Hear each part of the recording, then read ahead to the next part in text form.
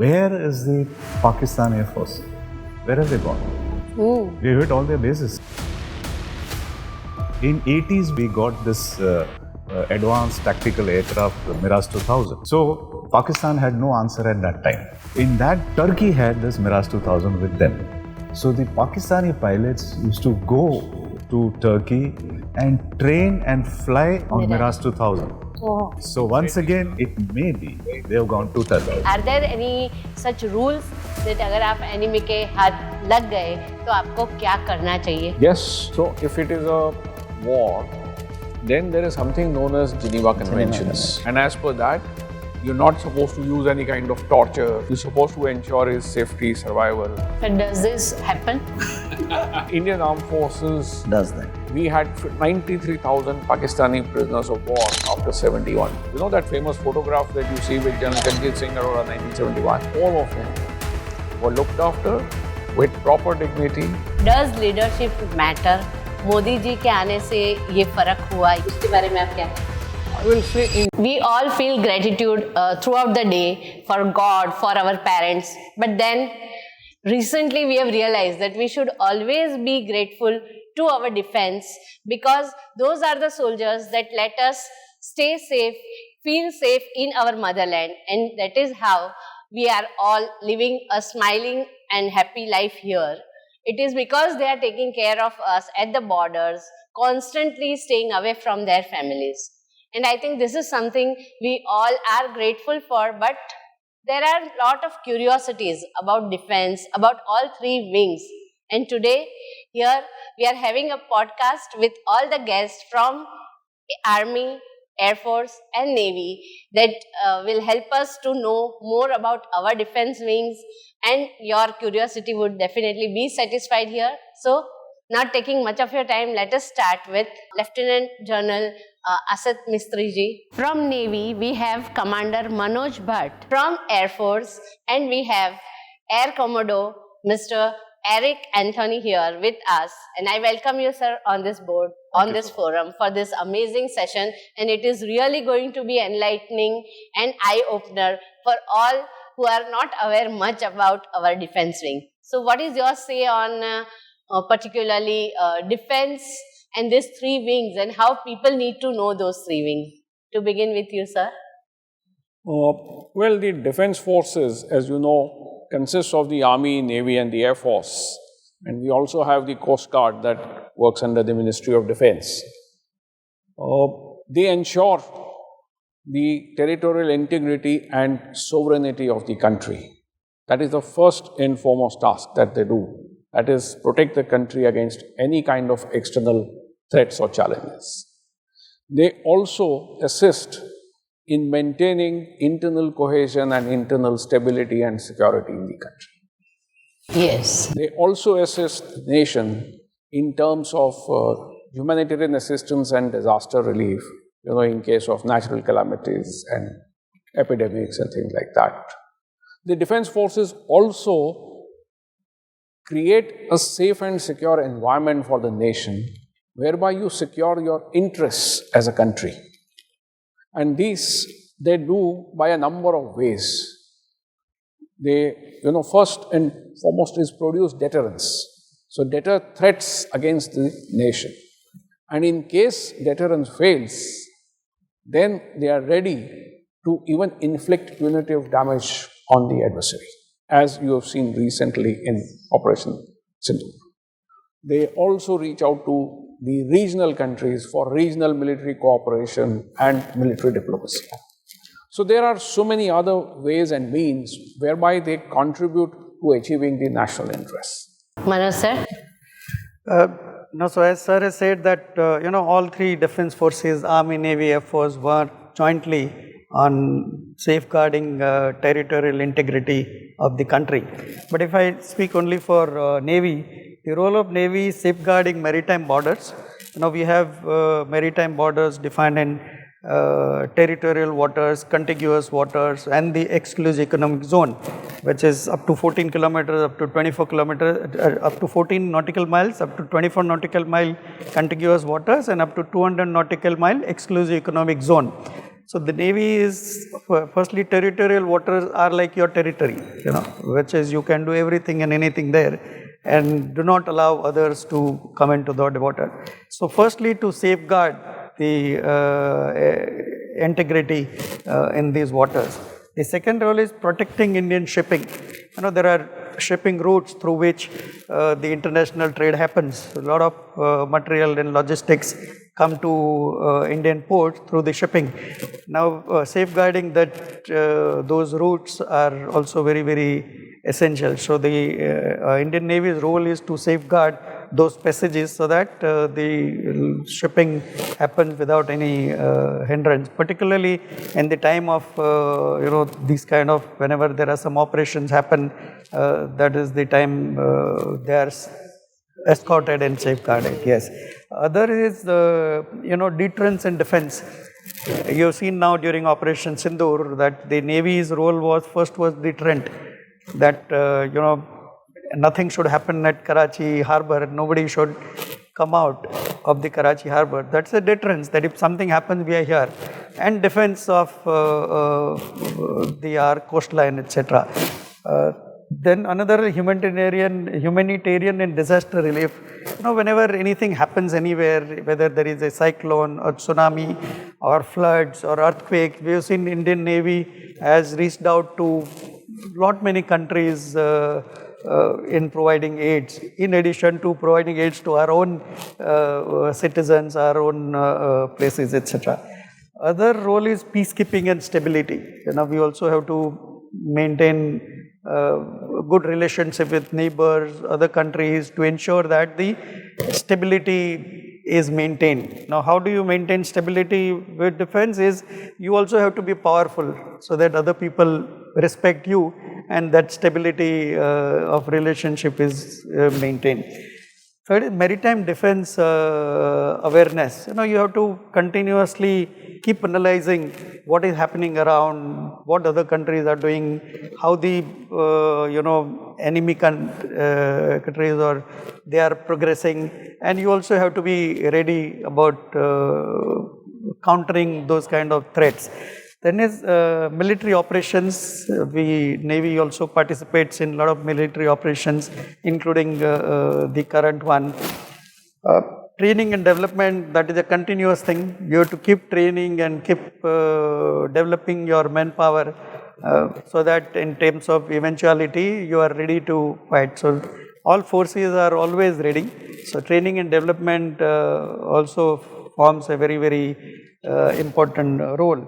And then international cooperations, we keep sending our ships to other countries, friendly countries, their ships come here, we do joint exercises with other navies, whether it is US Navy, French Navy, Quad 4 countries, every year there are joint exercises happening. So these are the general role of Indian Navy. Air Force also, sir, quite a glorified field actually. If people feel that, it's always a lot of flight shows are arranged and people are more, seeing something fascinating about the sky happening.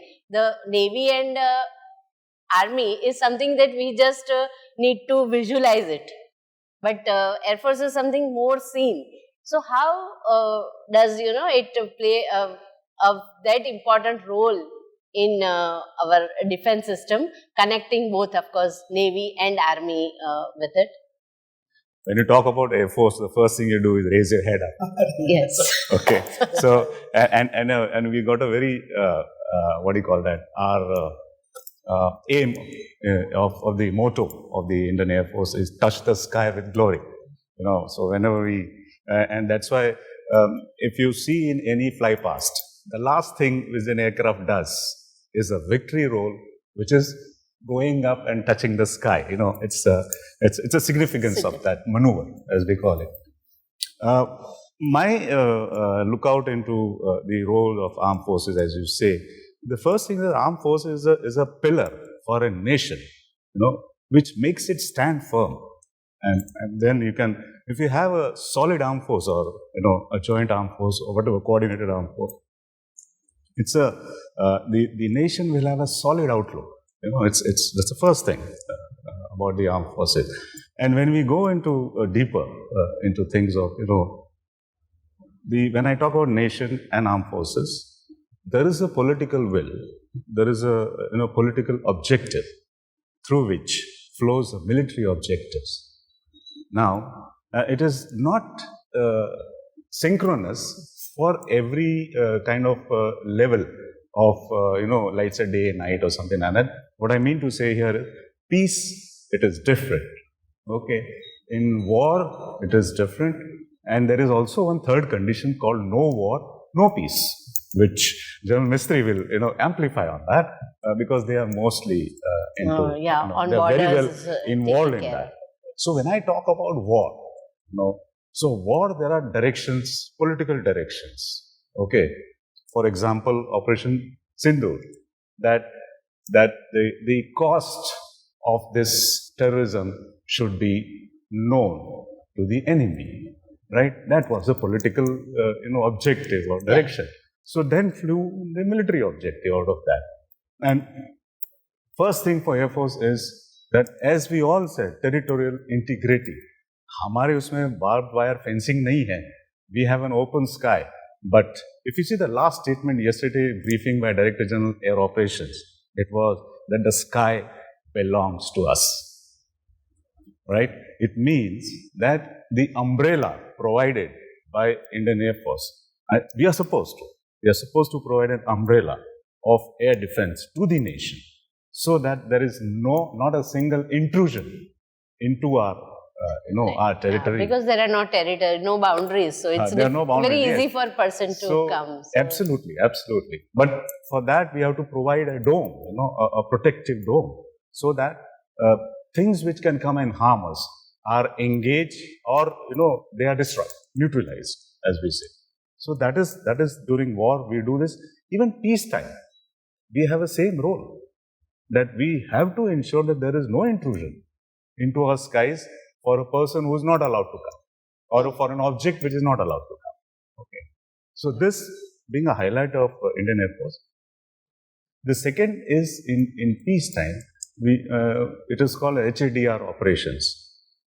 Mostly what happens is, people cannot access those locations, is where the Air Force is able to send its, aircraft, helicopters, or even to cross borders, where recently, in last 3-4 years, we've seen that aircraft going and getting our own people back. It is part of a mission, though it flows from the political directions, right?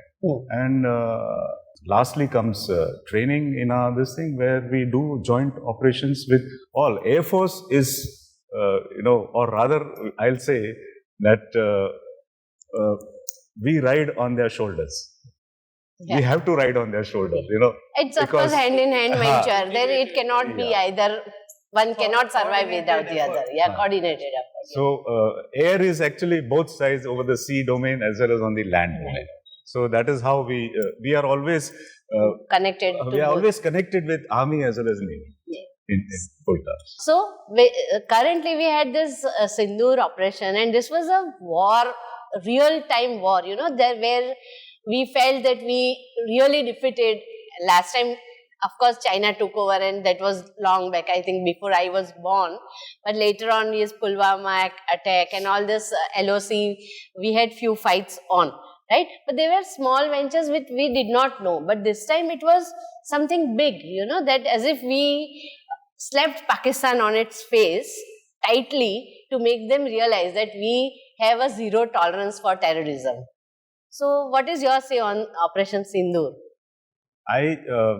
I'll begin with trying to tell you that this was a different operation, a very different kind of operations, where I asked you a question. I can ask you a question that, did you ever feel this?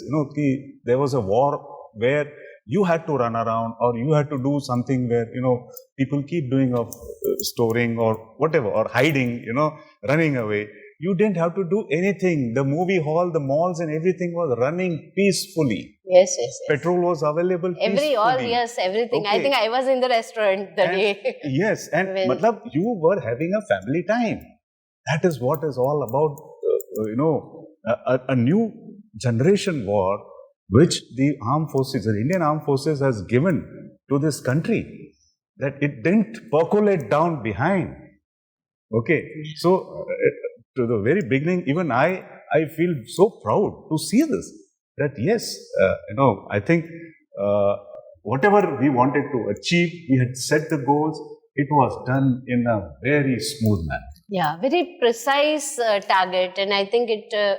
But again, there is a difference between war and operations.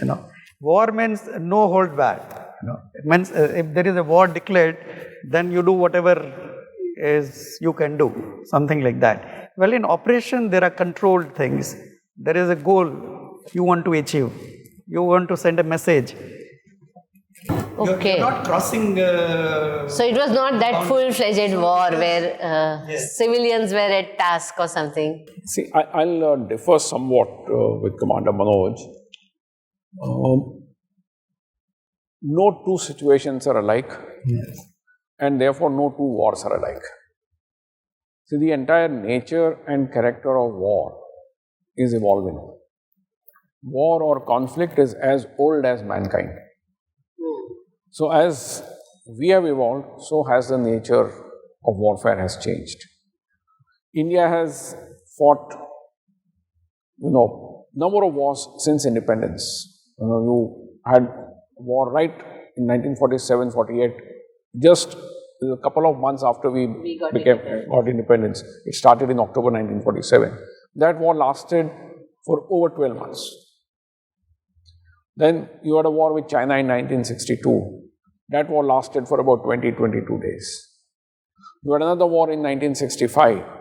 Actually, that war was in two phases. You had a small, limited action in area of Kutch in April 1965, and then all across the Western Front in end August and September 1965. Okay. In 1971, you had a 14-day war with Pakistan on both fronts. Eastern Front, that is now Bangladesh, that time East Pakistan and West Pakistan. Thereafter, you had a war in Kargil. Now, will you call Kargil a war or no? Yes, it was a war. So, that is a limited war. A limited war is war in a limited area that is limited by either the geographical area or the type of weapons used or the class of weapons used, the kind of targets achieved, the kind of objectives set. So, it's a limited war. In the same way, will you call Operation Sindoor a war or no? So, it is context specific. No two situations are alike, and therefore no two models of war are alike. But as technology changes, the nature of warfare changes. And what Air Commodore Eric said, that today you will not see those explosions and kind of bombs and running around and all that as you see in a movie. That is true partly. Because so in one phase of operation, you will not see that because you're still fighting at great distances to each other because your reach of your weapons is like that. But if you had continued and you had gone to the next stage, say look at the example of Ukraine and Russia war.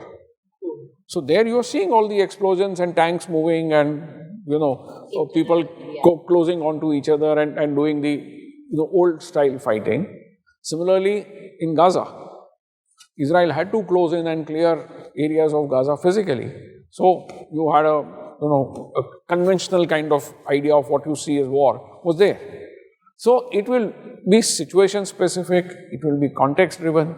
If Operation Sindoor had probably continued, you might have reached a stage where, and you did not see every part of it, on the line of control, where the ceasefire violations are taking, there are a lot of explosions. You could see them, whether the bombs were bursting on our defenses in our civilian areas. We lost 15 civilians.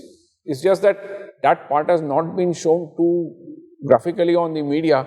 Yeah. So, this time media was quite kept under control. Yeah, I think Still, it has to be because it. Show up the no, I think the media has also grown mature. They realize we are in an era of information warfare. Yes. Or as I put it, sir, for the enemy, they always like to use the war of narrative. It is part of warfare It's like, now. oh, whose Information narrative is warfare successful? Successful. Yeah, who communicated to communicates their better, yeah, that's people right. more successful. Pakistan has been claiming all kinds of destruction without showing one picture, one satellite image. Yes. You know? So it's a nature of war keeps changing. That's the essence of it. No, that's right. But limited war. Limited war will have limited objectives, limited areas, limited weapons. Who do you think are our strongest enemies that we need to be constantly, on radar? We keep radar on them. Which countries? As a nation, it is not good to use the word enemy. Let us use the word rival or competitors or adversaries. Adversary yes, is better. Enemy is once you have a formally declared war, then you start using the term enemy. Otherwise, till then we will call them as adversary or rivals or competitors, depending on what is the stage of your relationship at that time. Alright?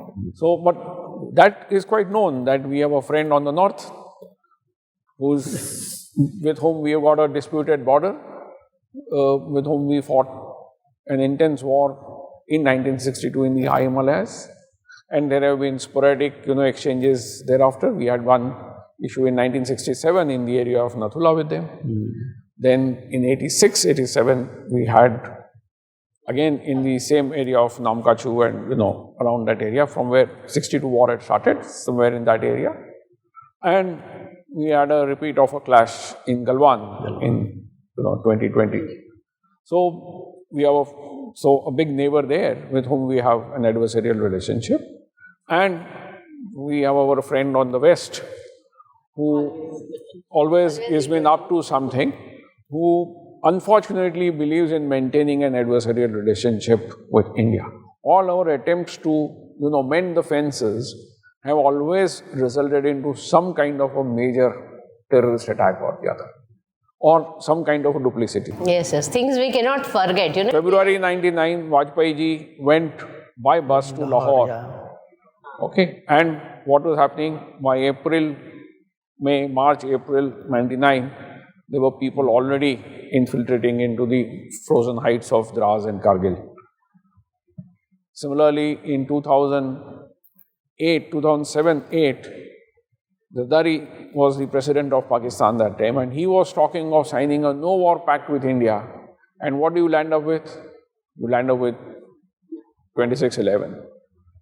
So time and again, December 15, Modi ji goes to Pakistan, makes a stopover, goes to Nawaz Sharif's house. During his first... And what do you have in the first week of January? You have Pathankot.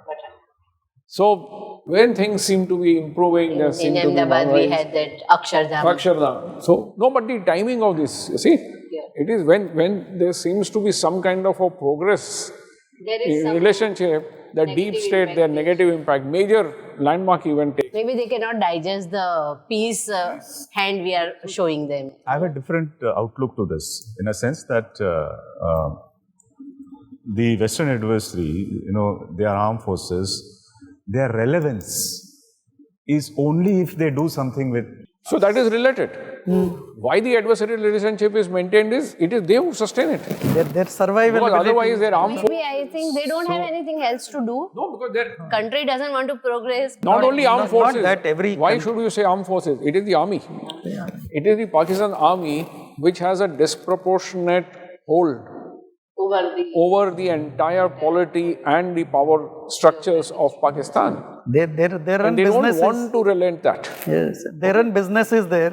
Their army run. It's a business. Yes. They have business interests and they have created this hawa, this fantasy of an existential threat from India.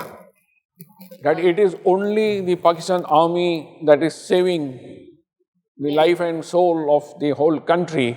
But for them, India would have gobbled you up. So I think local people need to realize that India is a very much a peacemaking country, and it would never, do any harm to them if they were not triggered otherwise. And so by creating this kind of a, fear psychosis and disproportionate hold over power, what they have done is over the years, They have had excessive defense budgets and they wasted all the money of the meager resources that the country has, instead of focusing on development and building institutes and, educating people and creating skills and, development of They have created skills towards terrorism. and they've retained the hold on all the power, and therefore the country is not progressing. Yes, definitely. And they are in what they are? They are on 24th, kind of tranche given by the IMF. Always, looking out for money to support their locals after war. Both these neighbors of ours also have a collusive relationship. The big brother is Mera Dushman. So big brother is the ironclad friendship is there, all weather friends are there, and therefore they are supporting them, they are financing them. The biggest debt of Pakistan is with which country? 30% of their outstanding debt is with China. That was the same scenario. So when I went to Sri Lanka, the locals were saying that our government has sold us to China. And so we are helpless now. We have no control over anything in our country. So I think same happens for Pakistan as well, that... but they don't realize that, their own people. And maybe locals realize, but I think the politicians and the defense have so much power over everything that people cannot... In Sri Lanka's case, the people exercised their power. And they overthrew the government that had landed them into that kind of situation. Okay. So the voice of the people has been heard. But in case of, but they have to be awakened. But in case of Pakistan, Imran Khan, who is the most popular leader, is behind bars for more than a year. But I think all the ministers, over a period of time, after they have done some ruling time is over, they are all behind the bars or fled away from the country. So unless this power equation changes in Pakistan, unless the army goes back to its limited and rightful role in the life of a nation. See, there is an old saying, this was said for Prussia. Prussia is the former version of Germany, that normally countries have an army. In case of Prussia, the army has a country. The same is true for Pakistan today, that most nations have an army. In case of Pakistan, the army has a nation, and therefore the interest of Pakistan army reigns supreme even over the interest of the nation as a whole. Yes, definitely. Isn't it? So that is what is the basic problem, and that is what is sustaining this terrorism. It is they who are sponsoring it because they don't want things to improve. But recently one of their ministers ended up saying, I just want to know from you people, how does, politics and defense have a common ground set? When the minister ends up saying that we have been funding terrorism that is given to us by America. That was their defense minister. Yeah, it was the defense minister. Yeah. So then, does these things don't have any control over, ministers speaking anything?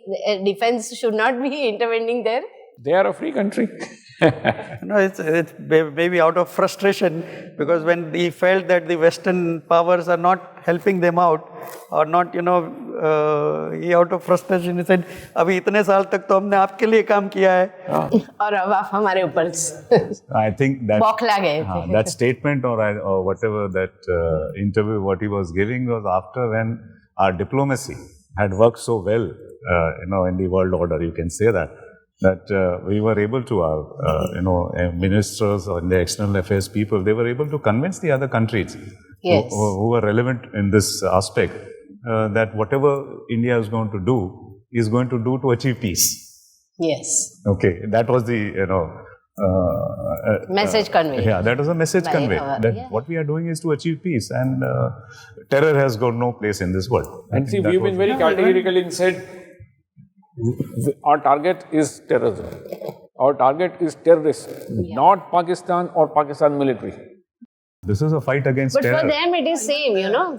That is the why they're We differentiate, they don't. they don't. Yes. Even countries like UAE, Iran, they also didn't support Pakistan. It was very surprising how Turkey and Azerbaijan stood by, because we have so many tourists. I hear every other person, sir, traveling to those countries. That is because we have limited sight. If you look at the history of Turkey, it has always had good relations with Pakistan. It's not today. Yes. See, since 1955, they were part of the same military alliance called CENTO, Central Treaty Organization, which was, a part of the Cold War legacy. Like you had the NATO in Europe. So in Middle East and Asia, they created a similar alliance called CENTO, of which Turkey, Pakistan, Iran, Iraq, and UK were formal members. US technically was not a member, but was the sponsor of this alliance. So since then, Turkey and Pakistan have been close. And Turkey has been giving military supplies and assistance to Pakistan in terms of training, in terms of spares, in terms of repairs, in terms of selling new equipment. It has also assisted Pakistan in keeping this F-16s serviceable. So this is not something unknown to us, and Azerbaijan is kind of a ally of Turkey, and therefore it follows these things. So, but our government is very conscious of it, and we have taken adequate countermeasures. Yeah, like Turkey has sprung out, so let me give you this input, not one but two of them. The first one is that in 1990s, there is a famous person as far as air power is concerned, Air Commodore Jasjeet Singh, you must have heard his names. So in one of his seminars I had attended, and this is in 94, 95 I think, where he said he was going to talk about a hidden air force of Pakistan. That way.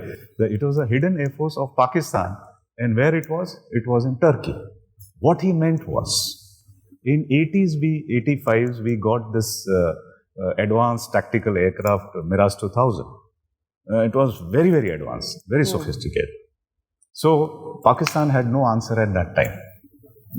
F-16 was not there at that time. So, in that, Turkey had this Mirage 2000 with them. So, the Pakistani pilots used to go to Turkey and train and fly on Mirage 2000. Oh. That is how this term came of the hidden air force of Pakistan in Turkey. Okay. So it was very clear to us at that time, I'm talking 95, 96, that if there is any,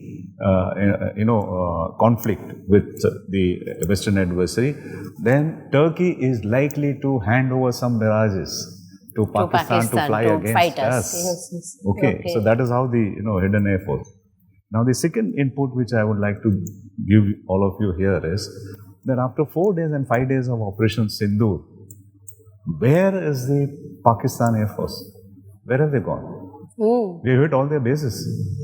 Where are their aircraft? Where have they gone? Yeah, they How played did they around hide with them? more of a drone and those sort of small missiles. So once again, it may be they have gone to Turkey. Okay. They have flown out to Turkey.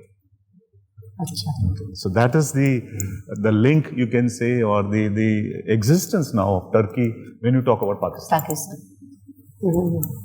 Very much close connection in. I mean, this is not the venue and the topic, but the government of India is firmly seized of this issue, and suitable countermeasures in terms of diplomatic actions have been taken. Also, when you were talking about our relationship with neighbors, till now, Indian gestures of friendship or whatever it is was being taken as a weak state.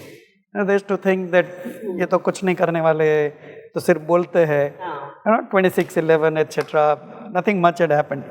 But now, when the posture is becoming tighter and tighter, so now that weak state image has gone. And let's say if they bleed so much, we'll bleed them more. that kind of image is... No, I think what I'd like to amplify on what he's saying is that our image, including of armed forces, what was different, the key difference what I found, or my analysis is, that, Pakistan armed forces used to do a lot of international exercise. They had a lot of like US, they used to go to US, maybe UK, UN presence. Yeah, traveling. And we started doing all these exercises after Kargil only. 2000 ke baad, Indian armed forces started going and exercising with people, and then when they did one or two exercises, then they realized, oh my God, we have to go to India to do exercise. So in the last decade, there are countries who want to come and do exercises with us only. Okay, so that is the image. So there is a drastic image transformation that what we are today as Indian Armed Forces. Here, sir. All three, Army, Navy and Air Force. Here, sir, need to mention one thing. I would like each one of you to have your point of view on this. Does leadership matter? Modi ji के आने से ये फर्क हुआ, ये आप उसके बारे में आप क्या कहेंगे? I will say in general, leadership always matters. Leadership always matters. See, after all, it is the man behind the weapon. You not only need, when you talk of deterrence, you need to have that capability, but you also need to have the will to use that capability, and you also need to have the skills to use that capability. So, leadership always matters.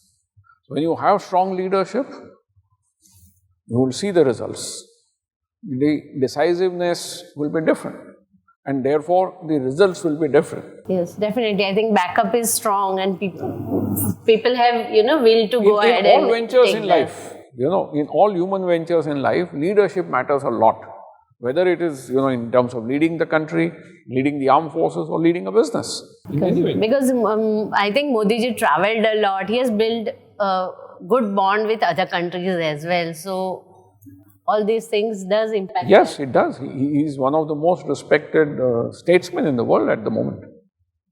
So, anywhere, whether you take a family or an organization or state or country or any small scale, leadership does matter, because if somebody says, no, I am there, don't worry, or I am with you, what do you mean when we say leader? It leads, isn't it?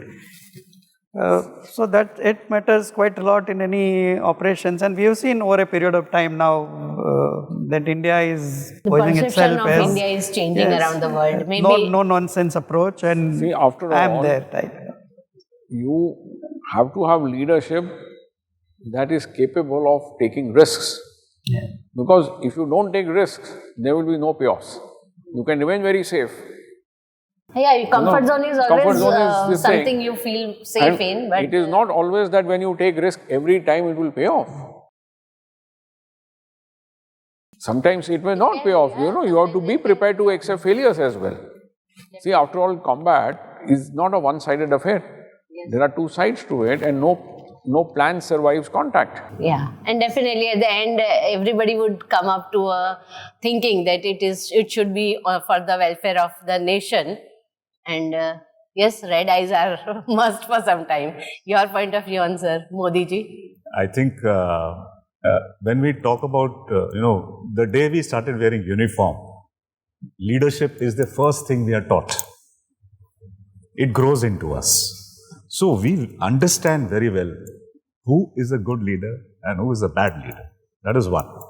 The second thing is, when you talk about Modi ji, our PM, since the time he came into power as a PM, Prime Minister, the first word he used was better governance. Better governance. I think in my realization of politics or whatever, I saw this man using the right word, actually. That it is the governance which matters in a country. And thereafter, if you've seen in the decade, what we have seen, I think how it impacts us, when we rate someone, scale. Today, Indian Armed Forces have scalability. Everything is with scale now, larger scale, because he has given freedom. Freedom. And when you give freedom, there is growth. That is what I can. And a true leader has to stand with the people in thick and thin. You know, when we lost the World Cup in Ahmedabad, Modi ji went to the team and met them. Yes, met them. Don't worry, it's one of the bad day. And today he is at the Air Force Base to meet people, to meet the air warriors who have carried out this. He knows what matters. He knows what matters. So that's He what has true leader is. I think thoughtfulness of being present at the right moment, at the right place. You know? So that matters a lot. You connect more with people as well as, you know, I think whole civilians also have that feeling that he is very empathetic and he is very concerned about his spending his birthdays on borders. Every It's something we Diwali he spends on spends- borders. Yeah, so those are the things that make later impact, right? Long-term perception is created. No, he has gone to Adampur is for a reason. For a reason, yes? Yes, because there is a reason. हम लोग को तो ऐसे लगा है कि कुछ हुआ ही नहीं है, drones आए हैं, air defense has done its job. And you know, from the day one, that is the 7th morning or 6th night as we call it, the pilots have been flying those missions and they have been facing missiles in the air, which has not come out in so much, but almost 100 missiles have been fired by Pakistan. Oh. Almost. And our pilots have been dodging them and coming back alive and firing at them also. You know.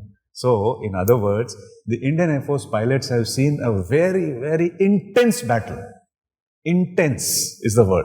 Where your heartbeat goes 150. They have seen those scenarios in the air, which has not percolated down over here. But obviously, the PM knows that this is what has gone through, and that is how the wall has not been breached. That is why he's in Army.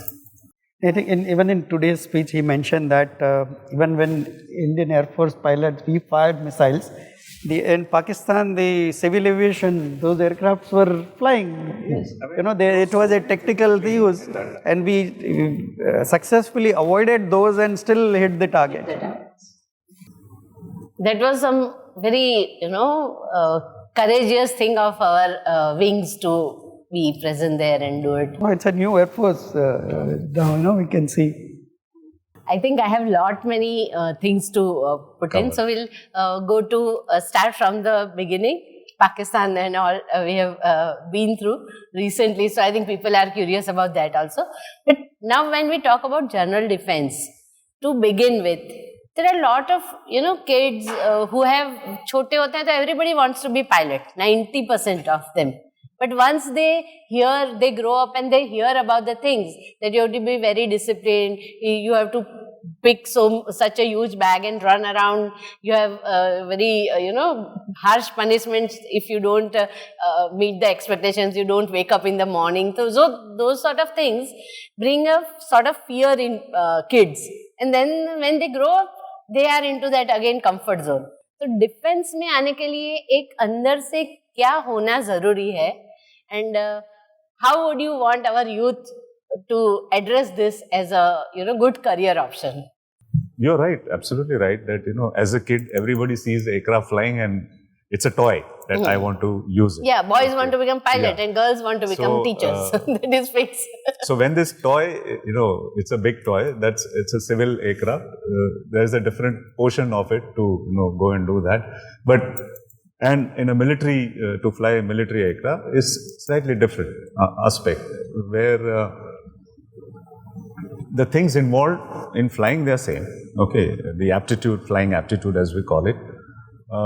And mainly to become a pilot, all you need is a mind and body coordination. That is very important because it's a little bit mechanical thing also, and thinking fast, that way. But to become a military pilot, first you have to become an officer. That is from Air Force point of view, I'm saying. Okay, that you have to clear that you are a good leader. Or there are things in you that you will become a good officer. And quality needs to be there. Yes, those qualities, they are checked out. And the qualities are very simple. You have to be upright, you have to be honest. You have to be upright, you have to be honest, you have to be disciplined. I think very simply said, but yes, it takes long time to achieve because it grows from your home environment or a school environment if you go to Sainik school or something.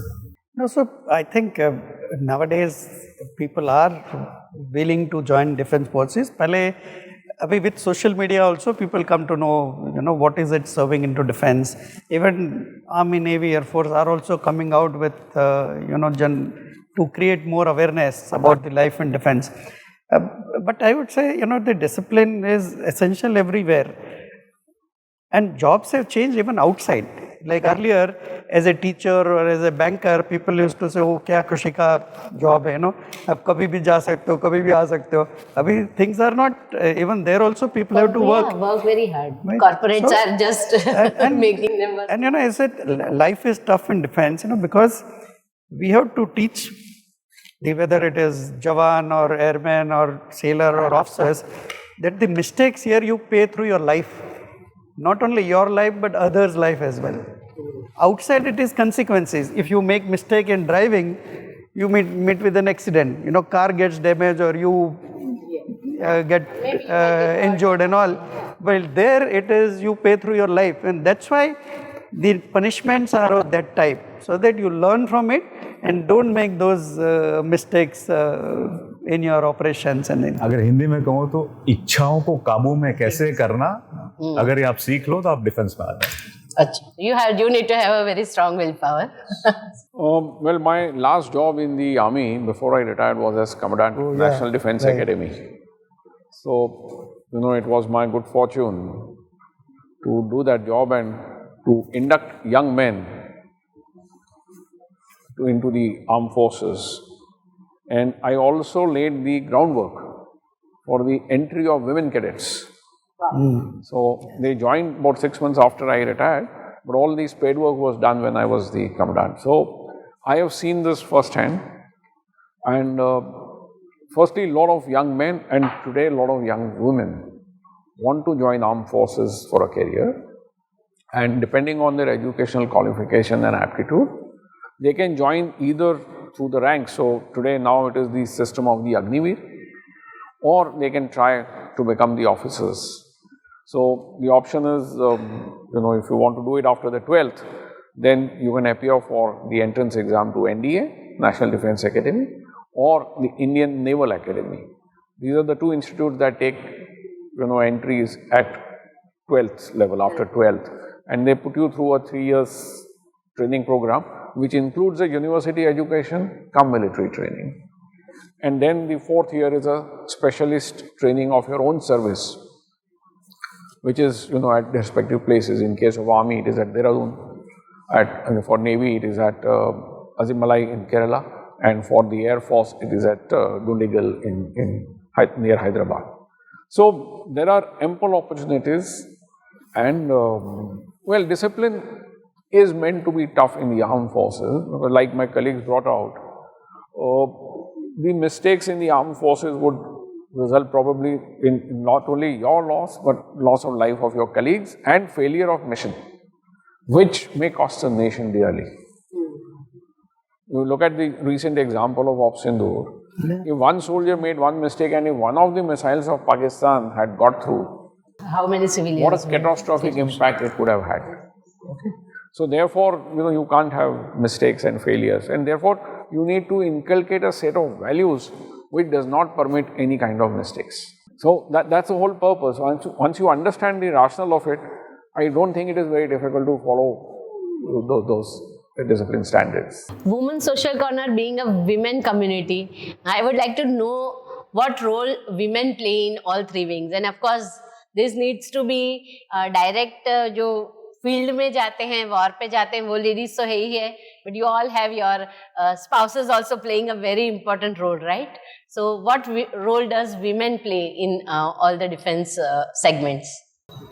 What I have seen, in a sense, actually I was out of the field when they came in. I was in the headquarters at that time. But what we realized is that getting women into the armed forces was a good decision. What a good decision. and it improved lot of aspects as far as life was concerned. Not only life, but including work culture. When I say work culture, means that some kind of a competition did rise. Okay, some kind of competition did rise. So, with a different gender. And thereafter, when we went into command and, we had lady officers serving, we found a lot of difference. I think whichever lady officers I have come across, I found them very dedicated to the job given to them. It was very starking to know as a commander that if the job was given to a lady officer, it was done very well. And why I'm saying this is because obviously the number of men are more. Unka percentage kam hai, but they are shining out.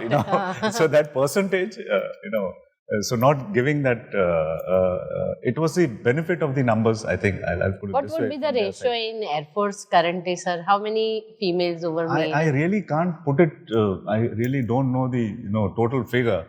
But if I take a station, we had how many? I mean, there were 50 officers, okay, so there were definitely about 7 to 8 women officers.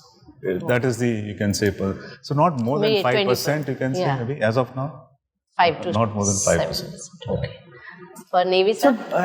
What I would say that women have always been part of defense forces in a way that we are on the field or on the ships or in operations while our spouses take care of all our responsibilities at home, whether it is children, parents, medical, schooling, everything, So they leave us free for doing that. So that is the kind of support every wife of a Fauji provides. And that's how they are part and parcel of it, because without that support, we cannot deliver on the battlefield.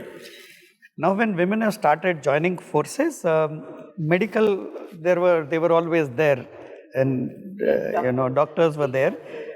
In Navy, the first induction was in logistic branch. Then other support branches like that, where they don't have to sail.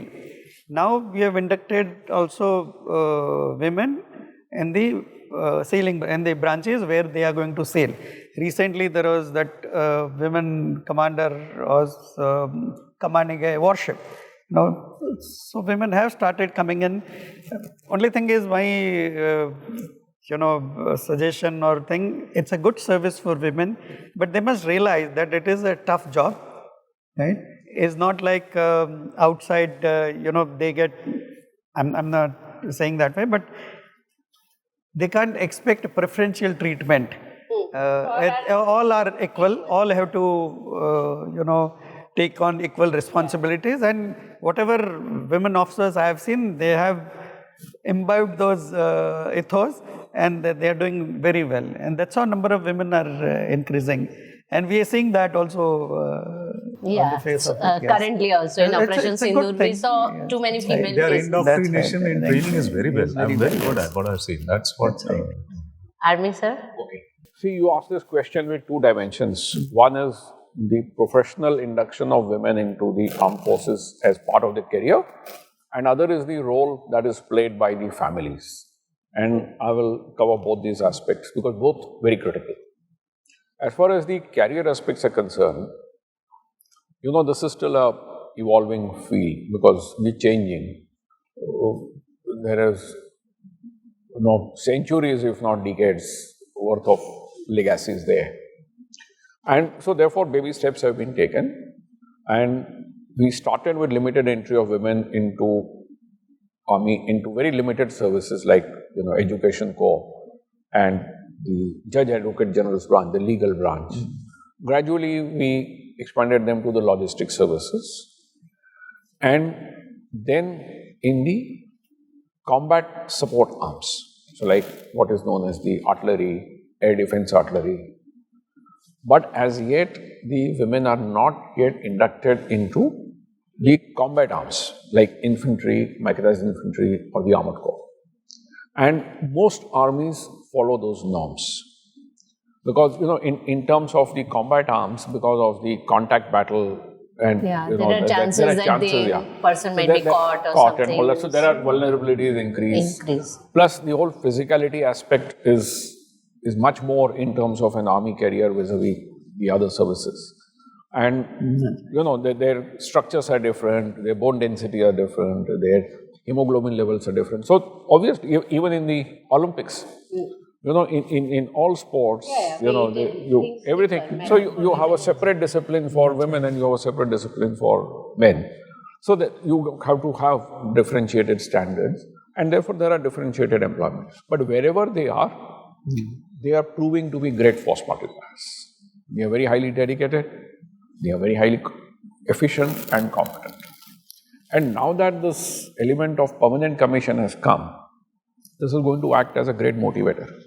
Earlier, what used to happen, because they were not getting the permanent commission, when they were in their last 5 years of extension, the motivation level used to drop off. Because, when you have no further future, it's a human tendency. It's irrespective of gender. It happens with the same male short service officers who are not getting a permanent commission, the motivation level starts dropping. But now that they are eligible for permanent commission, already that change is visible. And the second part of the career in the armed forces is the now field has been opened even for women at the other ranks, so at the soldiers level. But that is still at a nascent stage. It's only in last 4 or 5 years that they have joined. In the army, it started with the Corps of Military Police. So it's still baby steps, but I'm sure in due course you will have more women coming in. Certainly, I see a lot of their employability in technical arms. Currently we are into too many diversified impacts where so they can do work from. So you can do it. Equally important is the role played by families. Great role. Because army system is based on units. And a unit, whether you have a small unit or a big unit, but a unit is like an extended family. And the commanding officer is like the father figure. And by that extension, since you are a family, his wife becomes like a mother figure. Yes. I've seen this in AFA meetings and all. I go, first lady is always there, taking care of all the soldiers' wives and all. More so, because in the case of army, this is very typical of army, because that's not the kind of scenario for Air Force and Navy. In our case, the units move after every 3 years or so, and they go from a peace station to a field station. So they go around the border, etc., where families are not permitted. So the families stay behind. They are managing on their own. They are managing on their own. So that time it is this network of women that take care of each other, whether they are in same station or they are in different stations. Like I am from the Maratha regiment. I commanded my battalion in Siachen Glacier from 2002 to 2004. So while we were deployed in Siachen Glacier, my wife was in touch with ladies of the battalion, of other officers' wives, other JCO's wives, and they in turn were in touch with the wives of the Jawans of their companies and all that. So it's like a kind of a organogram, kind of same organogram that you have official one, you have an informal organogram through which the ladies also develop their network and take care of each other. That's great. And see, in our case, because you suffer casualties, because, kind of life that the army needs, you have contacts, you have counter-terrorist operations, people get injured, people get killed, you get killed in avalanches. The most immediate support and succor is provided by our own ladies, our own families. So they take great care. Similarly, taking care of our own families. So that you don't have to look over your shoulder what's happening to your children, what's happening to your parents.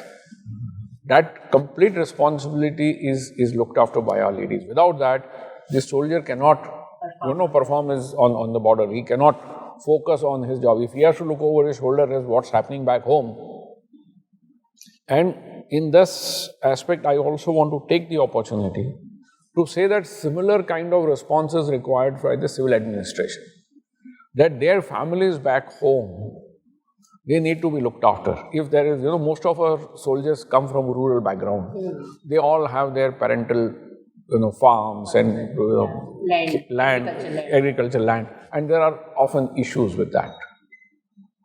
And you need the revenue department and the other departments as applicable of the government. I know one of the first lady who took charge of a soldier's wife. Soldier got killed on the border, and then his family was insisting on her getting married to her father-in-law just for the sake of the pension, property, and all the all the benefits that would come. Yeah, all the benefits. So there are very complex issues on human. You never understand when it comes to money and property and all those things. So you need support of the civil administration to reach out to take care of the soldiers' families so that the country remains safe. Yes. So that the soldier does his job without any worries in the larger interest of the nation. I had a practical experiences. I mean, when I say experiences, I saw it happening in my squadron when Kargil was happening, 99. When our squadron was deployed in Leh, and from Leh we shifted to Pathankot. It took almost 30 days now. So, हम तो तैयारी करके गए थे ले जा रहे हैं, and then we were supposed to come back by 10 days, 15, but then Kargil, continued. So we came down to Pathankot. Now, because of the sudden movement of the squadron, there are 300 airmen, in our squadron. So, unki families ka, whatever that briefing, they had to do something, give money or something, could not happen that well, that way. So it was the CEO's wife and our ladies who, who used to do an almost alternate day meeting with all of them. And in fact, they have given money to a lot of houses to run their daily this thing. That is how I realized when I spoke to my wife and others. Okay, it's a situation where if we were not there, it would be very grim. Because there's nobody to look after. We all there now. We are all out. And they are so isolated in a way, because of lack of education. They come from the rural background. They're not much used to the outer world. And we are talking about 2000.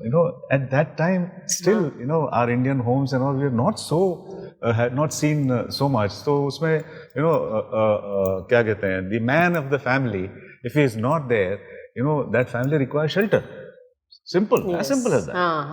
Today, safety wise and everything. Yeah, today maybe it is different, 2020 and later. Okay. And the second aspect, or the second thing when I saw about this ladies' network and the AFA coming into play was when I was commanding Nalia during COVID. So, because my wife was a little active, so she came to know that, they were discussing among themselves when everything is, the shops and everything is closed, we are 100 kilometers from Bhuj. Now, milk, we were not taking fresh milk. If you recall, it was not allowed at that time, or people were scared of taking milk. It was. So how will the little children survive? We had 52 of them. My wife had a score with her. Because if you recall, in every station we do healthy baby show. Yeah. So all these small kids, they are brought and the medical this thing is there. So 52 children, now where do you get the milk? So milk powder. I mean, somebody from this thing, I can contact Ahmedabad, get it, and it was done. That is how the ladies play the role. They create a backup structure for the ladies or families who are there when the men are on the field to take care of them. Every unit has. There are a lot of good events also happening, sort of, So when you guys are on field years back, so what was the source of entertainment you used to have? Apart, I think would say liquor. No, because drink is something very closely connected to defense wings. No, but in fact, I would say when a ship sails, liquor is not allowed to be consumed. So that is bar is closed because that you are on an active duty. You have 24 hours duty, in Navy they follow. The different services follow different customs. Yeah. But, as leaders of the men, it is our job to ensure that the man remains fit in all dimensions, mentally, physically. So entertainment is also part of it. After all, he is operating in a very tense environment. there are a lot of stresses, both physical and mental. And away from family. Away At from times, family. Siachen is a border in itself, which gives depression. No, you are in Rashtriya Rifles, you are on a counter-terrorist environment. Every day, you're facing real death. When you go out of the camp, you are straight away, in fact, in most Rashtriya Rifle camps, on the gate, on the inside, there is always a statement that is written. Aaj mukabla hoga. Today there will be battle. So it's reminding the soldier that every time you're going out, because otherwise the complacency tends to set in because you've not had a contact for a long time. You think, yaar, पिछले 10 दिन से contact नहीं हुआ है, so नहीं हुआ. So he starts losing, the attention span. So it is reminded that aaj mukabla hoga. Every day you have to be prepared. Now in that environment, it's very important that when he comes back to camp, he's allowed to let his hair down. So, depending on the area that you are in, what is the mode of communication. These days things have improved a lot because, you have mobiles reaching everywhere, you have satellite signals, etc. So you can watch TV, you can see movies, etc. You can play indoor games where possible if the weather permits. If there is large enough this thing, you can have games, physical games, you can play, because doing physical activity is always good. It keeps you physically fit also, but also gives you dopamine is released, phenomenal release. So it's very good. We ensure that even in small camps, remote places, a small gym is provided. So there are ways and means in high altitude areas, in remote areas where your mobile network, etc. doesn't work. So a satellite phone connectivity is provided so that, by rotation, at least once a week, a soldier is able to speak back home. So there are ways and means to keep them. My dad, when he was there, he used to say that people used to have some game of tambola once in a while when there was some that's in larger event, stations. or some musical programs used to. But that is in stations which bigger stations. We are talking of absolute field where there is small post, 10, 15 people, 30 people, 70 people, not more than that. Tambola, etc., you need a station. So there, any case, normal life is available. So it's not a problem. A lot of people. So, but there is a difference in three services in this aspect. For field, like when General Mistry says field, means there is no ladies. There is no family. they are away from. And they have a family station. Okay. In the case of Navy, they are on the boat, no family. No family. But they have family stations. In case of Air Force field, we have stations with family.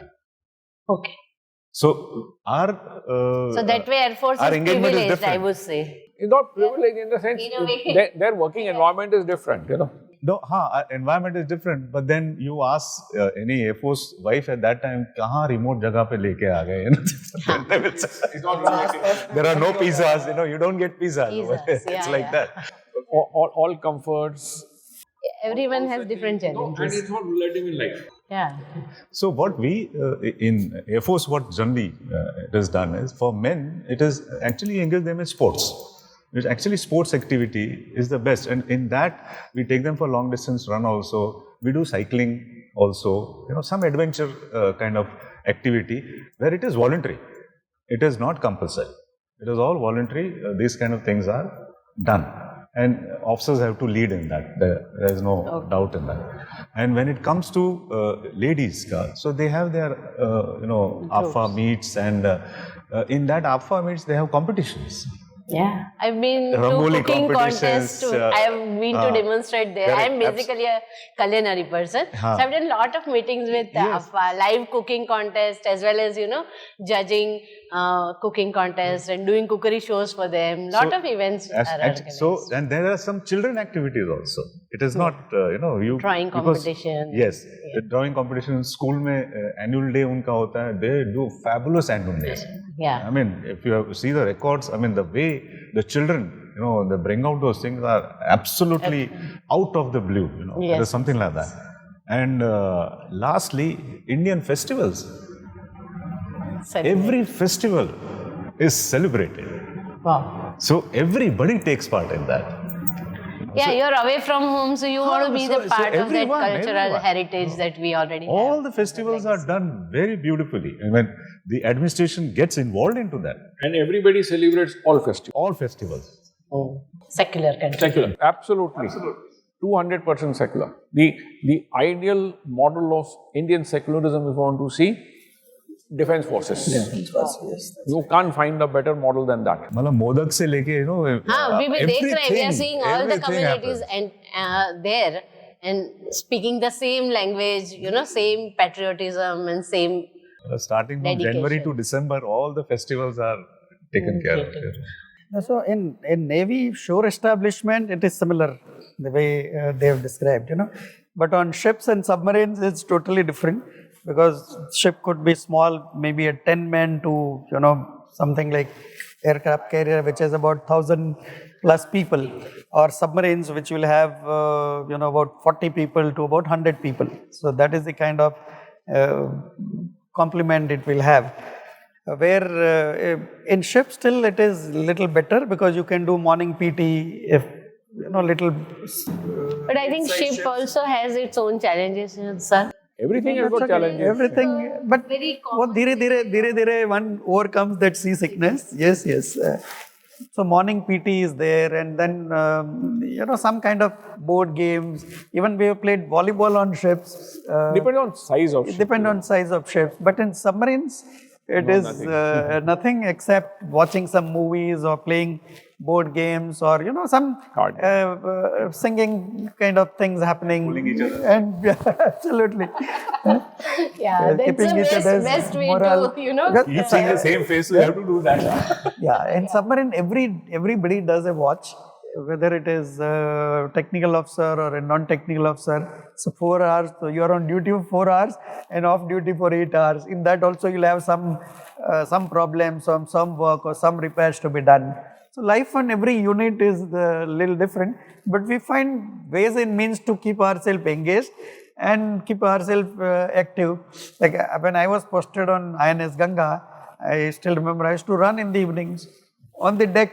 So not a very big ship, but still, so everything is possible. See, you have to find ways and means to keep yourself occupied. And मतलब idea bore नहीं होने देना. हाँ, बस bore नहीं होने चाहिए, वो जरूरी है. You need to keep engaged all the time. Everyone has different skill. कोई एक अच्छा सा न्यूज़ सुनाता था शाम को और एक शाम. I've seen very creative people in defense.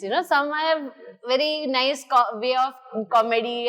My cousin used to write a letter that, it would go round, and you'll feel that it was such a creative way. He had beautiful handwriting, but whenever he used to post to us all cousins that I'm doing fine, missing you all, but it would be a very, ornamental way of writing. So I think everybody has that some creativity. Talking about there. music, we created a musical band. Yeah. And thereafter, because the band was so popular, एक children का band खड़ा हो गया. Wow. Following the motivation it was. By the time I left, there was a proper band and a children's band also. Okay. Coming to army again, sir, we have it is a land movement, right? So lot of locals are there. Lot of when war is going on, particularly when something is going on, and if the person is caught by the what do you say? You don't say it enemy, but the other. That time it is enemy. Then it is enemy. So it is caught. Yeah. Then is there some particular norms defense has that person needs to follow? It's of course upon the situation, but are there any such rules that अगर आप enemy के हाथ लग गए तो आपको क्या करना चाहिए? वैसा कुछ होता है? yes. So if it is a war, then there is something known as Geneva Conventions. They are formally known as International Laws of Armed Conflict. And you have laws for prisoners of war, you have laws for civilians, you have laws for airmen, and you have laws for men at sea. So, depending on under what circumstances you become a prisoner of war, there is a very detailed, and Geneva Conventions, most nations are signatories to it. So, you are supposed to adhere to that. And as per that, You're not supposed to use any kind of torture. You're supposed to ensure his safety, survival, give him basic survival needs. You're not supposed to ask him anything more than his name, number, religion. But does this happen? It depends on the quality of enemy that we have. India, by and large. Normally, the person would try to dig in all the information. See, Because he is the that you enemy. will. We are enemy. But That how you you are digging? But is how digging it? You cannot use torture to dig in you that can't use information. force. Tactics, not torture. You cannot use torture to do that. You are at liberty to ask him questions, and if he or she willingly gives it, fine. Or through. But anything more than that, no physical torture, no psychological kind of no demeaning things. You're supposed to uphold his dignity as a soldier, and Indian Armed Forces Does that, yes. do that. We take great pride in saying that we do it. In Kargil conflict, when Pakistan refused to acknowledge that these are our soldiers, we gave them proper military barrier. We gave them that. We had 93,000 Pakistani prisoners of war after 71 war. 93,000. Yes. Okay. My God. Including Lieutenant General A.A.K. Niazi, who signed the instrument of surrender. You know that famous photograph that you see with General Jagjit Singh Arora 1971? So he and all the officers and men, they were total 93,000 prisoners of war. All of them were looked after with proper dignity in proper prisoner of war camps. There are manuals of how you're supposed to set up a prisoner of war camp, what facilities you are supposed to provide them. Even they are given, means of entertainment and taken care of. Their health is taken care of. If an enemy soldier, a prisoner of war is wounded, he will get the same level of medical, treatment like your soldier. There is no differentiation once he is wounded. There is something, a term known as force-de combat. That means once you are rendered out of combat, you are to be treated as a normal civilian. Your dignity and health and physical well-being has to be protected. And we do that with great honor. Was a part of a question was also that if the civilians encounter an enemy person, then what they are supposed to do? Yeah. I believe, I'm not so this thing wary of it, but They are sir supposed will to be. hand him over to the nearest military unit. They are briefed before this happens. They are briefed properly. This is a contact person. This is a contact name, contact number. Hand him over to the nearest Hand him military over. unit. Yes. We have lot of raw जो है अपनी एक agency पता है कि they are into knowing all the details, but then there are some local spies also who help out defense people. Have you come across such people who give you the information about some?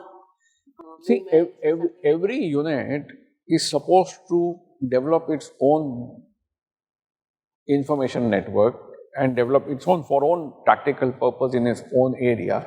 It's supposed to have its lookout for what's happening. And so you create your own sources, depending on your role, particularly when you are in counterinsurgency or counter-terrorist operation role. It is part and parcel of your job to create a network of intelligence. Yes. When we go for a mission, we always cross the border and, that is our part. These days, they don't have to cross border, sorry. It's their ammunition that has to cross the border. This is when I was, we were leading at that time. In that intelligence briefing, there is a mention that in this area, this is a person you should contact, or this is the number you should go and report to if you happen to eject in that area. Okay. So sources are always there. Always there. And a peacetime role is also intelligence gathering. Particularly submarines are the only unit which crosses the boundary because they are under the water, undetected, to gather the intelligence. You also have so many fishermen coming in, and they also, play a big role in all this double X. So what you are actually uncovering or maybe trying to bring out is, we call it as a human intelligence. HUMINT. HUMINT. And HUMINT is with all all three. It's a global wings. thing. It's a global thing. It's a global thing. So they also have human intelligence here. We also have human intelligence there. Everybody has got human intelligence. And one more thing, always curious about, when एक troop है, मतलब number of 10 soldiers are fighting somewhere, then their ammunition gets over, their food gets over, and then how things are taken care of at that point of time. What is that? It is There very, is a very system. well-defined That is system. the whole role of the leadership. Yes. See, there is a saying that says an army marches on stomach. Yes. So, it's a simple statement, but it has got a lot of meaning. That everything you do, you cannot proceed on operations unless you are logistically sustained. And does their bag also have few food? So water? there is graded amount of supplies carried by people. What you can carry on your back is limited. So there has to be a it depends. If you're in mountains, then mules. Today you can do it with different means. By helicopters you can do it. You can do it by way of even robos can do it. So there are ways and means, but there is a system, and it's a whole system whereby you have to be completely supported in all dimensions of survival and functionality. That means your weapon has to be maintained, your ammunition has to be replenished. So it is a walkie-talkie connection all the time? Again, it all worked out. There is a whole system. We are a world within ourselves. Yes. We are fully self-contained. Yeah. How you keep... So we have everything. You name a walk of life, we will have a replica of that within these services. So we'll have doctors, we'll have communicators, we will have engineers, we'll have people who will repair the equipment, we'll have people who will build buildings, we'll have people who will destroy buildings, because destruction of enemy buildings or bridges or roads is as important as ensuring your own remains survive. So everything is catered for. It's only that there are different levels, and there is equipment, everything is stocked accordingly. And therefore, you just can't launch an operation overnight. Yeah, exactly. Because tanks and everything needs time to travel, right? So you cannot put it always on border. It might happen on the other side. So, because like our intelligence, their intelligence also would be working. So very intense calculations are done for this. We have a common saying which says, one leg on the ground. That you should always have one leg on the ground. That means you should always have a firm base. You move from firm base to firm base. If you have both legs in the air, what happens? You will fall down. So therefore, you should always have one leg on ground. So therefore, you make your logistic base, prepare yourself. See, the Air Force may be able to launch an operation within 24 hours. But if the other two services are not ready... They are blessed because kilometers are easy for them to cover. And they are very flexible. The same aircraft can hit a target in, say, Raimier Khan. It can go and do it at Karachi also, and it can go and do Sargodha also. But the army cannot move that fast. And so unless the army is ready, all three have to be ready in all dimensions. So all this is coordinated and prepared. And a ship carries, carries ration for 30 days always. And if there is operation, just 60 days ration is carried. And in addition to that, there are replenishment ships which can provide you, fuel, water, ration, etc. But I appreciate this question coming from you. You know why? Because when like a thing like this happens, you must have heard the army says, I'm not ready, or we say we are not ready, or we say we are ready. Yeah. The difference is here. It is this, that you need to be logistically prepared. Kitting up is very important. See, and again, there is a cost and there is a time cycle, because there is some very high quality equipment which has to be kept in controlled conditions. Now, those controlled conditions don't exist near border. You have to take it out and take it near the border. It can remain there only for a certain time. If it stays longer than that, then it will become unserviceable. You may lose. The life is reduced. So, shelf life is reduced. So now this is a very, very, tricky question. Do you take it out and take it there to be ready for operations? And you may never use it. But if you have not taken it there, you are not ready. Currently, blackout was there, right? For Operation Sindoor, when it was about to be conducted, blackout was declared. At that time, I had a thought in mind that now the technology has grown so much that if they or we put in a missile or set something with a located target, it would definitely hit the place. No need to see the lights and people. Correct. Right? Now the technology is on that level, right? So when these things happen, there is one war going on in the country itself. Apart from that, there are natural calamities that are occurring, pandemic, COVID time, all these things. How does defense wing play their roles during this time? Because they are everywhere seen, If small Rath Yatra is also happening and there is a news or rumor that something is going to happen, we always see that yes, our defense wings are there. So how does this thing happen and what the exact scenario Your question is there? in three parts, I feel. I don't know. So the first part I'll take on in a sense that I'll tell you what is the effect of a blast. Okay, the effect of a blast is more, you can say, within a radius of a certain limits, within the type of a weapon which has been dropped. ठीक है ना? So, if there are more number of people standing, those many people will get hurt. ठीक है? Now, when there is a blackout, what happens? People come out. They have to be trained to stay inside. If you have blackout, nobody will come out. And blackout का मतलब ये है कि there is an imminent threat now. कहीं न कहीं weapon गिरने वाला है, for example.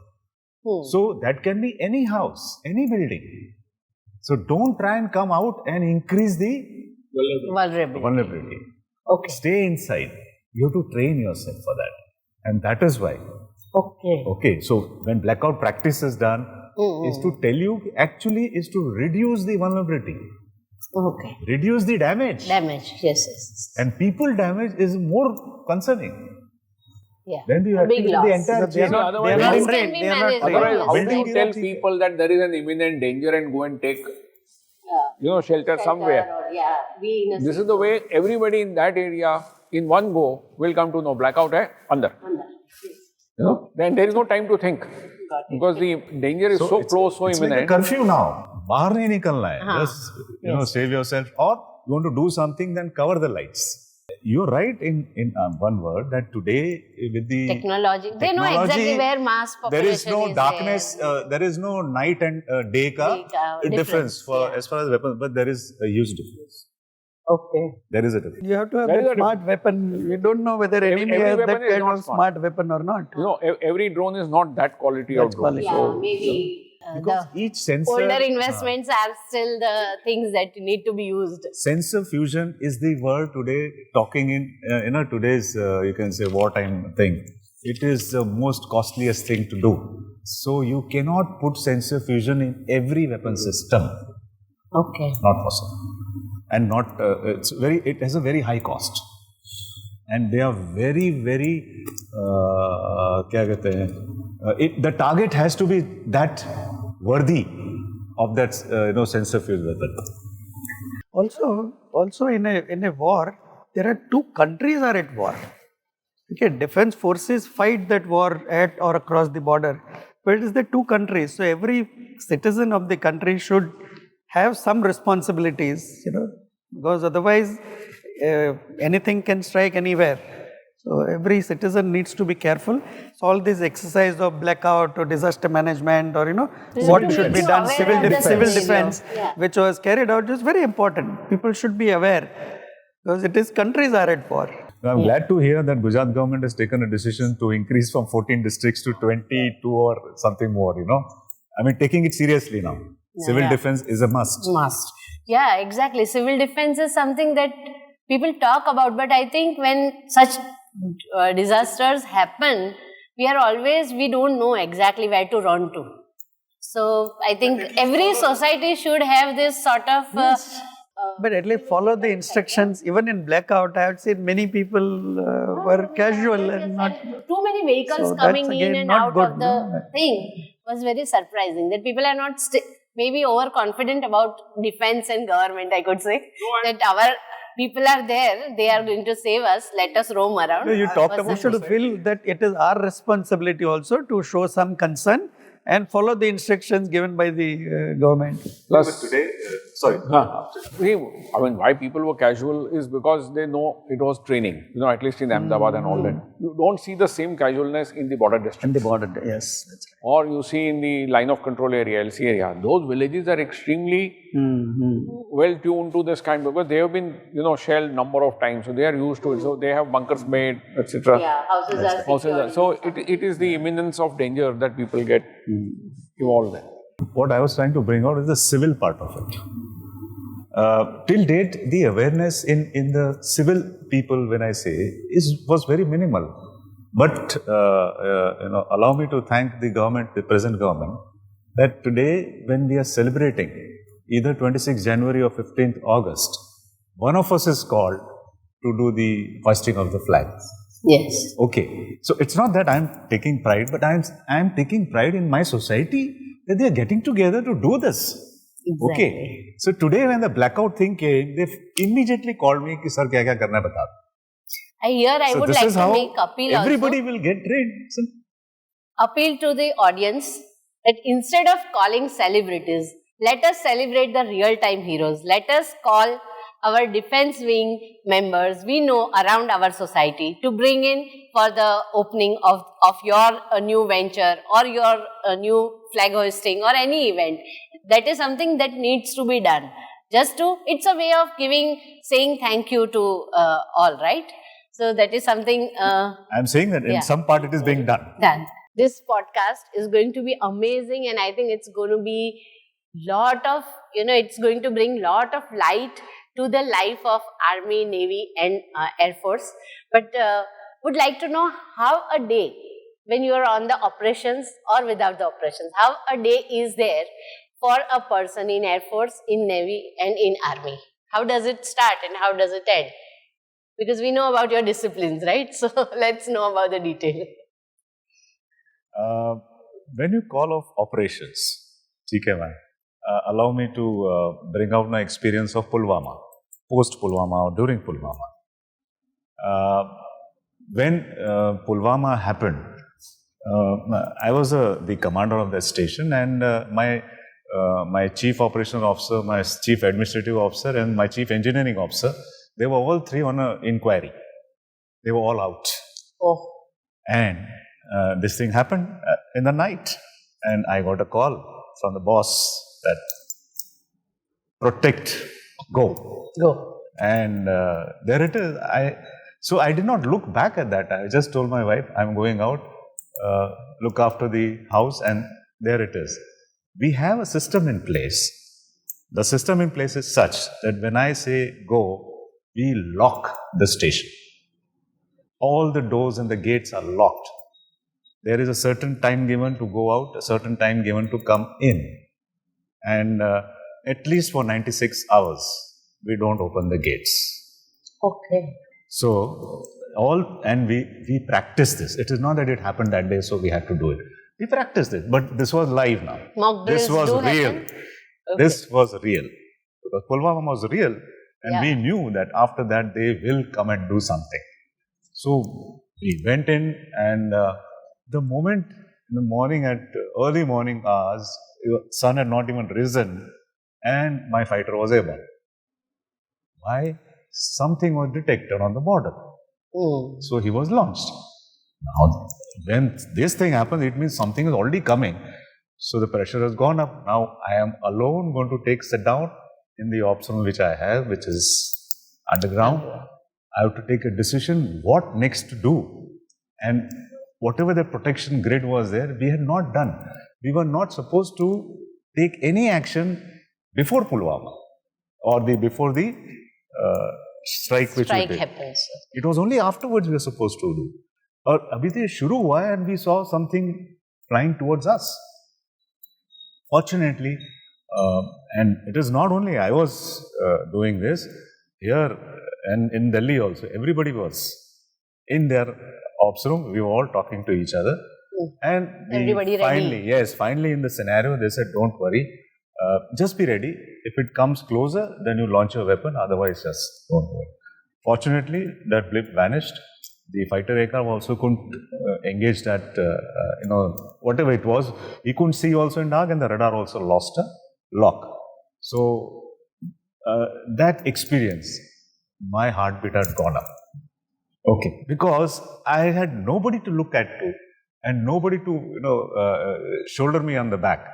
Any decision I had taken at that, if it was wrong, it would have gone. It would have been catastrophic. Okay, so that was the thing which was running in the back of my mind, and even today when I remember that, okay, I get Goosebumps. that is regarding operations. No, there are many such incidents. One is when I was part of Indian peacekeeping force in August '87, when India signed accord with Rajiv Gandhi was the Prime Minister with Sri Lanka, and we were sent overnight there. So very next day we ended up in Concussion Torai, which was the harbor of Concussion Torai is harbor of what is it called? Where the LTT is Jaffna. The harbor of Jaffna, which was totally non-operational because that was blown up. There were no people there. All houses were deserted. We were housed in one bungalow with one well. So that was a very good experience, and we made that harbor operational for small ships to come and bring in logistics, etc. And we have seen the surrender ceremony of Prabhakaran and things like that. So I was witness to that, and that was a 1 month we spent there, and within 1 month, entire town people came back, and we were supporting ZAP. That was a very good experience, I must say. Second is when we say operations, like submarines are, again, I'm a submariner, so submarines are ready to sail at 2-3 hours notice. We are sent messages at home in some operations. We close up, and in about 2 to 3 hours time we sail off. And submarines do kind of a war patrol, which is about 45-50 days we spend. Our families don't know where we are going.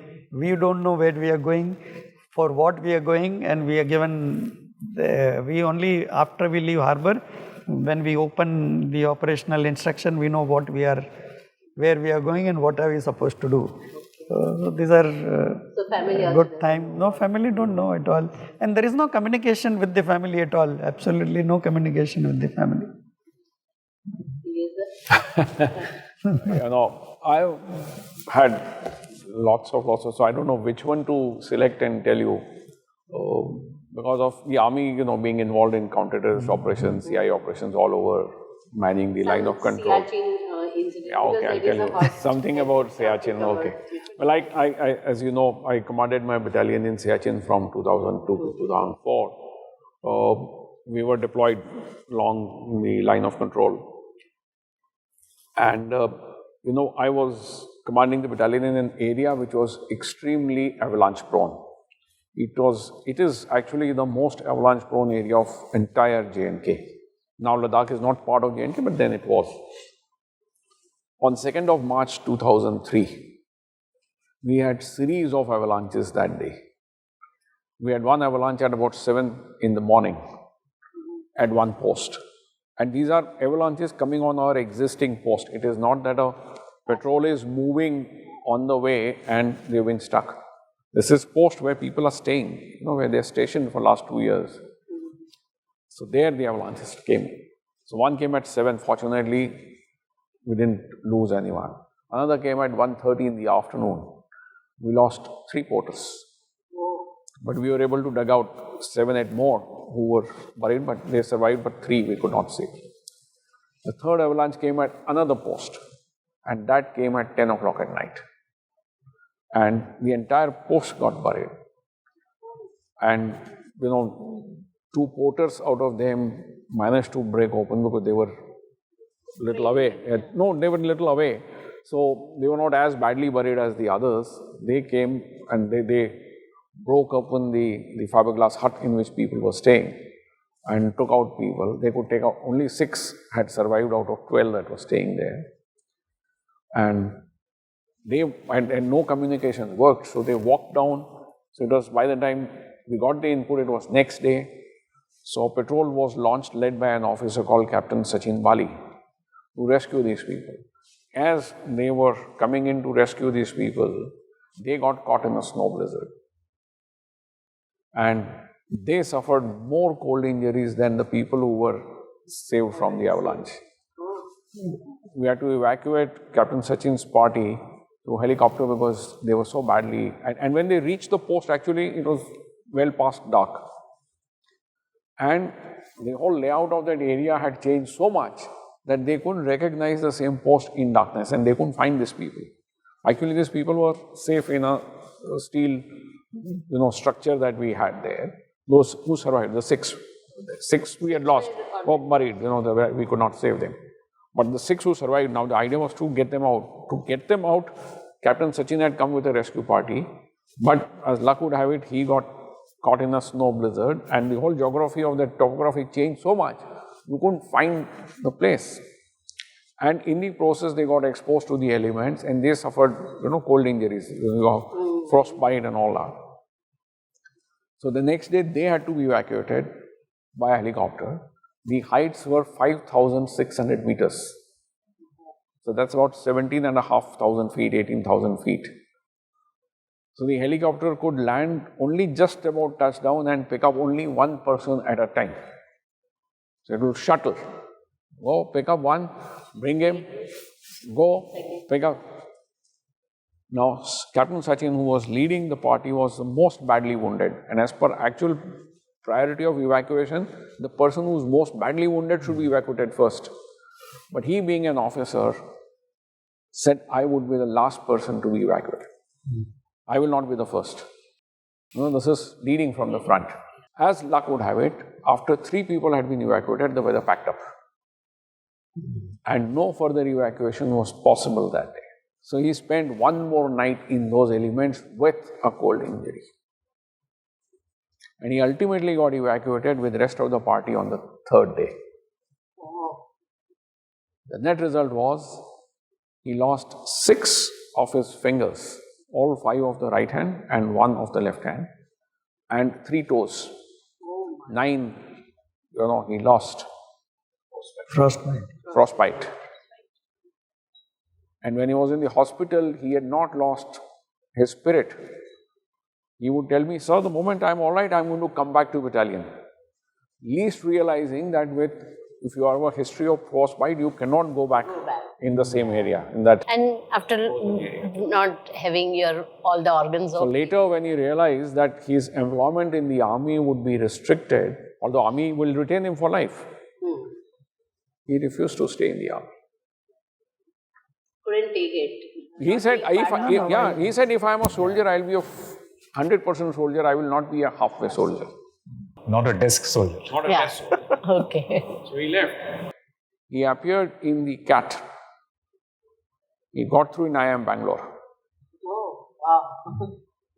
And, found another avenue to pursue and, reach excellence.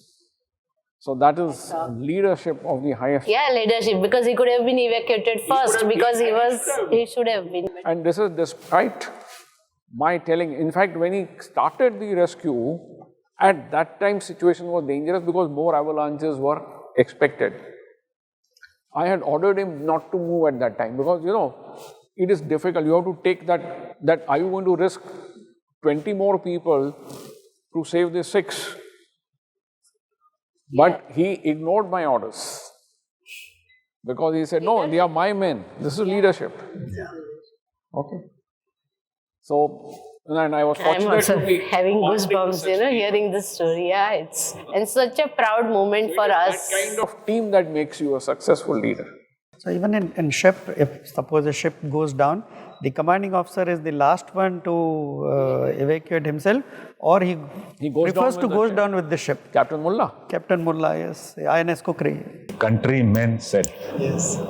Is safety of my motto. country, safety of my people, And then comes me. self is the last priority. Country remains first, always and every time. Safety, honor, and welfare of your men that you command comes next. Always and every time. Your own ease, comfort, and safety come last. Always and every time.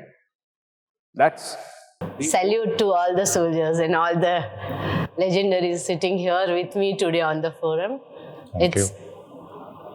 I know a lot of unanswered questions are there, and when I'm going to go back through my diary, I know I've missed out on too many things, but time to close by. And there is always one curious question when we talk about defense. Maybe movies, Bollywood, Hollywood has inspired this thing or something. I don't know. But court martial is a word that gives a threat to people. So if you can explain what is the term. See, court martial, what is it? Martial means military. So a military court is court martial. Now, the persons in the armed forces are governed by a different act. So we have an Army Act for people in the army.